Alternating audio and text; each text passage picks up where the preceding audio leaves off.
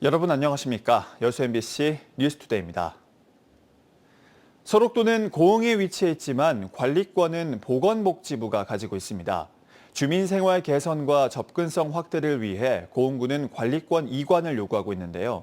소록도에 거주하는 주민들도 생활 인프라를 지자체가 관리하는 것에 대해 대부분 찬성하는 것으로 나타났습니다. 김단비 기자입니다. 1916년 한센병 전문 치료기관으로 설립된 국립소록도 병원입니다. 한때 6천 명을 넘던 환자 수는 현재 300명대로 급격히 줄었습니다. 이마저도 모두 음성입니다. 평균 연령은 80세에 육박하고 대부분 노인성 질환을 앓다 보니 병원 본래 기능이 약화하고 있는 실정입니다. 하지만 소록도는 섬 전체가 보건복지부 소속 국립병원구역으로 일반인 접근이 극히 제한되고 있습니다. 코로나19로 4년 동안 출입이 통제됐던 소록도는 지난해부터 중앙공원 등 일부 지역만 개방되고 있습니다. 고흥구는 의료구역을 제외한 소록도 관리권을 지자체로 이양할 것을 요구하고 있습니다. 복지와 도로관리, 하수도 등 기본적인 행정지원과 일제강점기 문화유산 관리를 위해 관리권 이관을 서둘러야 한다는 겁니다. 고흥구는 2028년 이관을 목표로 보건복지부와 관련 논의를 이어가고 있습니다. 우리가 그걸 유지 관리를 해서 후세에게 소록도의 한가해안 그리고 그런 옛날 과거 아픈 역사를 보존해서 교육적으로 활용할 수 있는 그런 기반을 만들어줘야 됩니다. 주민들도 소록도 관리체계 개선에 공감하고 있습니다. 지난 10월 국립소록도병원 원생자치회가 설문조사를 진행했더니 10명 중 8명이 생활 인프라를 고흥군이 관리하는 방안에 대해 찬성하는 것으로 나타났습니다. 소록 주민들도 한센병에서 다 완치가 되었고 저희 주민들과 함께 어울리면서 같은 이웃 같은 그런 소통도 하고. 현재 보건복지부가 진행 중인 소록도 기능과 개편에 대한 정책 연구 용역은 내년 3월쯤 최종 결과가 나올 것으로 예상됩니다. 병원 건립 100여 년 만에 소록도 관리 체계의 조정이 이루어질지 관심이 모아집니다. MBC 뉴스 김담입니다. 전남도가 석유화학, 철강 등 지역 주력 산업의 인프라 강화와 미래 신산업 육성을 위해 국비 2,103억 원을 확보했습니다. 석유화학, 철강업계 불황으로 인한 위기 대응 지원 사업 170억 원과 고용 안정 지원 165억 원을 비롯해 자원순환 시범 산단 구축, 무탄소 연료 기반의 NCC 기술 개발 등 여수 광양 산단의 경쟁력 강화 사업이 다수 포함됐습니다. 아울러 전남도는 조선, 2차 전지, 첨단 바이오 등 신산업의 국비를 투입해 미래 산업 육성 기반을 함께 마련할 예정입니다. 성탄절을 맞아 지역 곳곳에서도 아기 예수의 탄생을 기념하는 미사와 예배가 열렸습니다. 추워진 날씨 속에서도 거리와 명소에는 크리스마스 분위기를 즐기려는 시민들의 발길이 이어졌는데요. 최황지 기자입니다. 성당 재단 한가운데 예수의 탄생이 재현됐습니다. 성탄 대축일 미사에선 사회적 약자와 소외된 이웃을 향한 위로의 메시지가 울려 퍼졌습니다. 지난 한 해 계엄을 극복한 힘처럼 세상의 어두움을 빛으로 이겨내자는 희망의 메시지도 이어졌습니다. 주일 성탄의 기쁨이 우리에게만이 아니고 아직도 어둠 속에 있는, 어둠 속에 힘들어하고 있는 이웃들에게도 잘 나눠질 수 있도록 오늘 우리가 만나는 사람들에게 성탄의 기쁨을 나눌 수 있었으며. 찬바람이 부는 매서운 바람 속에서도 지역 곳곳에선 성탄절을 즐기는 나들이 객이 이어졌습니다. 여수 앞바다를 배경으로 세워진 대형 크리스마스 트리 앞엔 사진을 남기려는 관광객들로 북적입니다. 저희 순천에서 크리스마스 맞아서 잠깐 왔는데요. 여기가 예쁘다고 해서 여기로 왔습니다. 오늘 저녁에는 엄마 아빠랑 같이 바다 앞에서 광어회 먹기로 했고 내년에 크리스마스 선물로는 아이패드 갖고 싶습니다. 꽁꽁한 얼음 위를 달리는 아이스 자전거, 아빠와 딸의 얼굴엔 웃음꽃이 피어납니다. 여수 여행 와서 재미있고 선물도 받으니까 너무 좋아요. 혹시 지금 타는 거는 어때요? 안 무서워요? 네, 엄마 아빠가 안 끌어줘도 너무 재미있어요.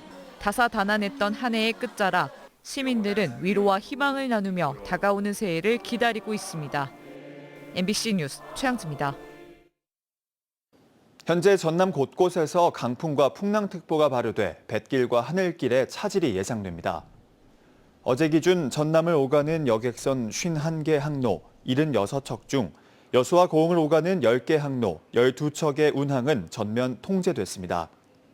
또 여수와 제주, 김포를 오가는 국내선 항공기도 3편이 결항됐으며 일부 항공편은 지연되기도 했습니다.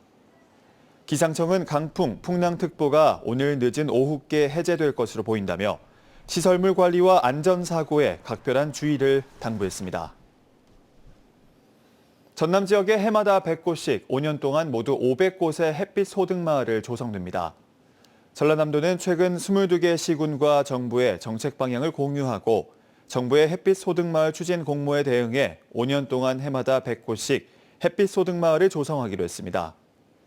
이를 위해 시군별로 후보지를 발굴해 공모 준비부터 선정까지 전 과정을 현장 맞춤형으로 지원할 계획입니다.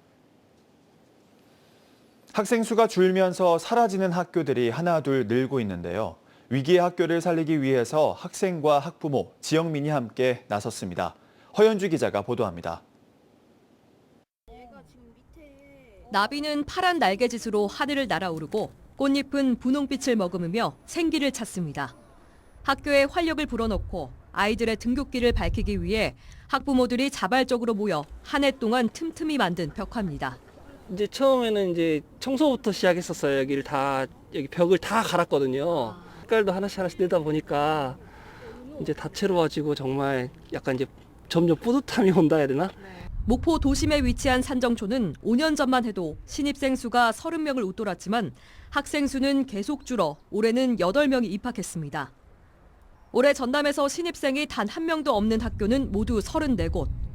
이곳 역시 오는 2028년에는 신입생이 단 한 명도 없을 것으로 전망돼 사라질 위기에 놓였습니다.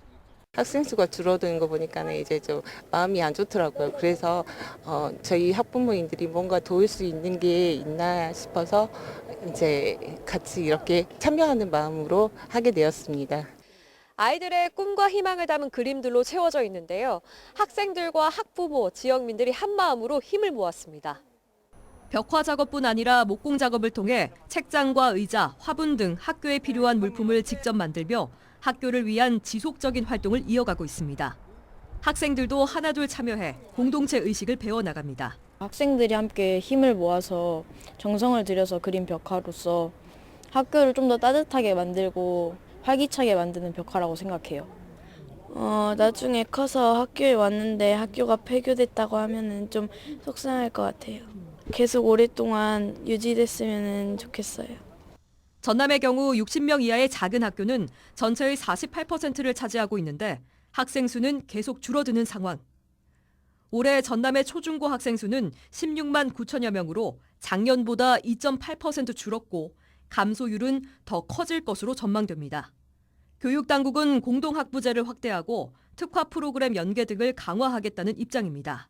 지역 사회와 학교가 연대하는 부분이 가장 중요하거든요.